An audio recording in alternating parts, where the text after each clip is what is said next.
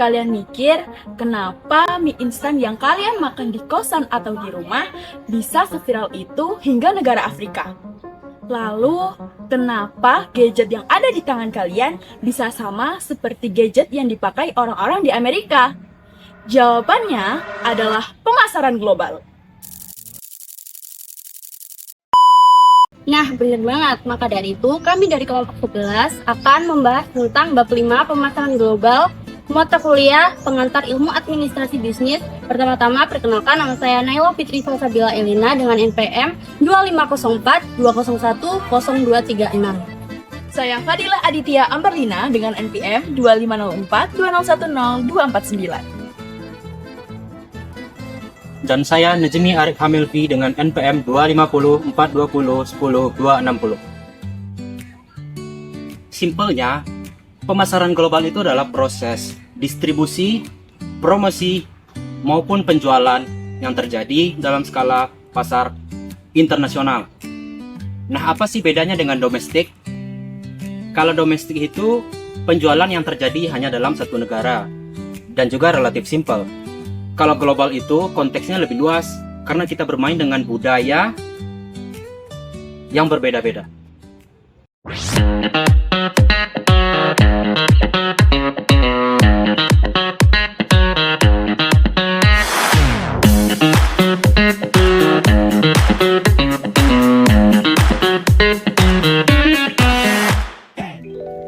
Kenapa sih kita harus repot-repot go global? Di era sekarang, teknologi itu makin canggih dan konektivitas internet itu berkembang sangat pesat.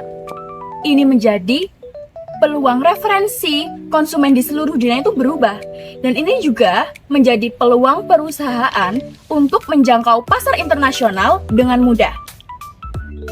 Nah, ada 3 mesin pendorong utamanya. Yang pertama, komunikasi dan transportasi.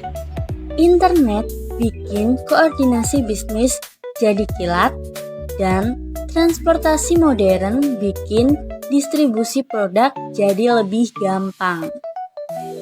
Yang kedua, kualitas produk. Persaingan global itu ketat.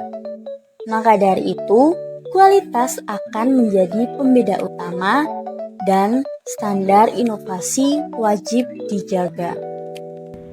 Dan yang ketiga, teknologi. Nah, ini merupakan tulang punggungnya. E-commerce bikin kita bisa jualan lintas negara tanpa harus punya toko fisik di negara tersebut. Tapi jangan kira masuk pasar global itu mulus-mulus saja. Masuk pasar global itu memiliki banyak tantangan. Yang pertama yaitu ekonomi dan politik. Struktur pasar dan hambatan hukum di tiap negara itu beda. Belum lagi infrastruktur teknologinya, ada yang maju banget, dan ada juga yang masih 3G. Dan yang paling tricky yaitu sosial dan bahasa. Bahasa itu sistem komunikasi kita, sedangkan budaya adalah cara hidup, keyakinan, dan nilai. Salah ngomong atau salah simbol iklan, produk kita bisa diboikot satu negara. Makanya, pemasaran global harus peka banget sama hal ini. Nah, untuk menghadapi tantangan tadi, ada 3 jurus strategi pemasaran. Yang pertama, standarisasi. Ini gaya pukul rata. Produk, harga, dan promosi sama persis di semua negara. Hemat biaya, tapi beresiko kalau selera lokal berbeda. Yang kedua, adaptasi. Ini gaya bunglon.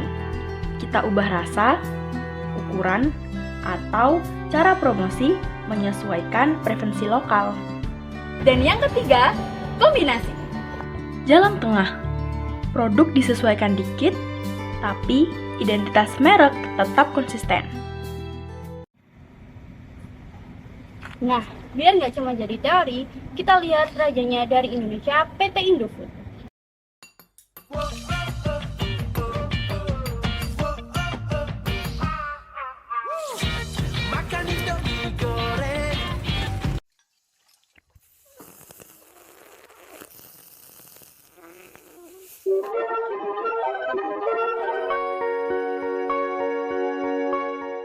አጥለቀልቀዋለሁ። ጠብቁ። ኢንዶሚ መጀመሪያ አንድ ከግማሽ ብርጭቆ የፈላ ውሃ ማዘጋጀት፣ ከዛም ኢንዶሚኑን መጨመር።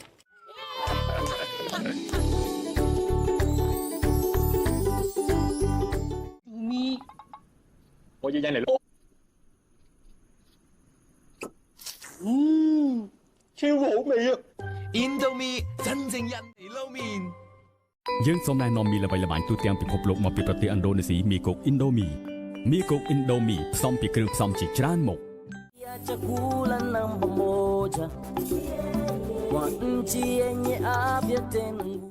شو اندومي بنينة ماما مجدها لينا اندومي شارية صحية مغربية سهلة اختيار وبعدة نكهات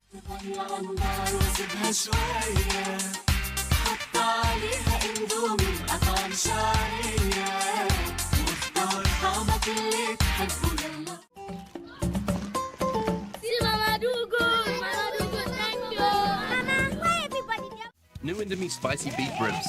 It's beef with bite. Ready in just 3 minutes. And make any dish. Indomie. Sve ono najbolje iz prirode. Ukusi koje volimo. Stalo je u...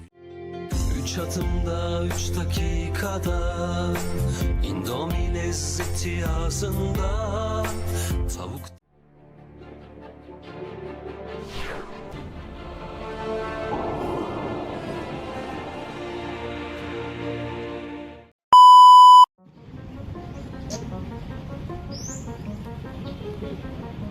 Nah, seperti contoh yaitu Indomie. Apa sih rahasia mereka supaya bisa ekspansi ke pasar global? Nah, sebenarnya mereka itu memakai strategi harga terjangkau, namun tetap membawa cita rasa Indonesia, tetapi tak mempertahankan citra budaya lokal mereka. Hasilnya apa? Indomie dan produk Indofood lainnya bisa menjadi global brand. Oke, tadi kita bicara soal produk fisik kayak mie instan. Tapi di tahun 2025 ini, medan perang pemasaran global itu sudah bergeser ke yang namanya digital service. Nah, betul banget. Coba lihat Netflix. Mereka nggak kirim DVD lagi antar negara. Strategi mereka adalah hyper localization. Contohnya apa?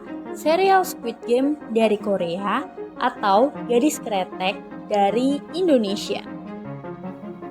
Nah, itu poin penting. Netflix memproduksi konten lokal dengan kualitas global, lalu didistribusikan ke 190 negara dalam satu klik. Ini bukti kalau budaya bisa jadi komoditas ekspor paling mahal kalau dikemas dengan strategi marketing yang tepat. Selain itu, ada fenomena cross-border e-commerce. Data menunjukkan transaksi e-commerce lintas negara diprediksi tumbuh 2 kali lipat dibandingkan e-commerce domestik. Artinya apa? UMKM di pelosok Jawa pun sekarang bisa jualan langsung ke pembeli di Malaysia atau bahkan Singapura lewat marketplace tanpa perlu buka kantor cabang di sana. Jadi, inti dari pemasaran global itu bukan cuma jualan barang yang sama ke semua orang, tetapi esensinya adalah berpikir global, bertindak lokal.